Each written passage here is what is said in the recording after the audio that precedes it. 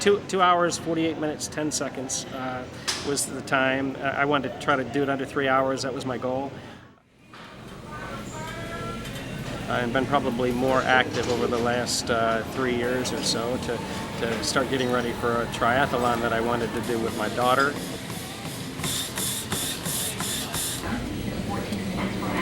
My daughter is cerebral palsy, very involved, is not able to walk or intentionally move on her own.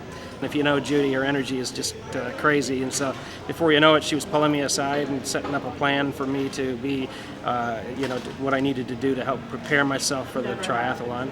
At first, I think I scared him a bit because my brain just started flooding all these ideas. So to get him ready, and we had way more than enough time.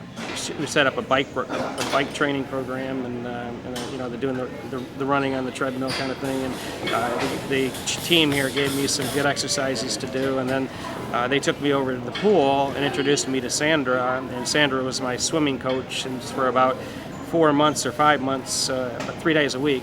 Training in the pool is vastly different from training in open ocean waters. So we did try to add some simulation of pulling on the raft to try and add some resistance, pushing the raft to the left or to the right when he's swimming to kind of simulate the current affecting the raft behind him. I belonged to other health fitness centers before, and nothing really compared to what they did here. They just embraced me, and this to the point where Judy had actually set up her own team with her family too, and so we created what we called Team Bree, and we had about 20 people. The actual site that morning, and it was like 4:30 a.m. and I looked out at the waves, and it was about 3-foot waves out there, and I was like, oh no. This is crazy. It would push the raft over my head. The harness would get wrapped up in my legs. All these things that I just never sort of expected to encounter. But we stuck with it, and part of Sandra's training was just stay calm, keep moving, keep swimming, and so we did that and made it through the swim. And I'm just thinking to myself, now I got to go 16.8 miles on this bike.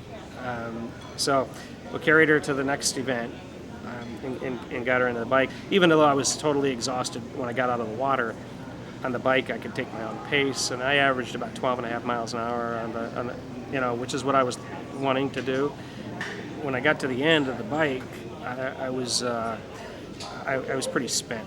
I mean, because of the swim, it took so much out of me. And then I'm thinking, okay, now I got to do this run. And I made it.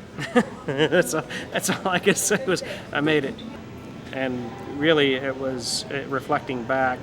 It was really the result of the work that Judy had laid out for me and Sandra that allowed me to do it. And their constant support. I'd come into the Y, and people would come up to me and say, "Hey, I heard you're doing this triathlon. That's really cool. Good luck on that. If you need anything, let me know." So everybody just started, being so supportive.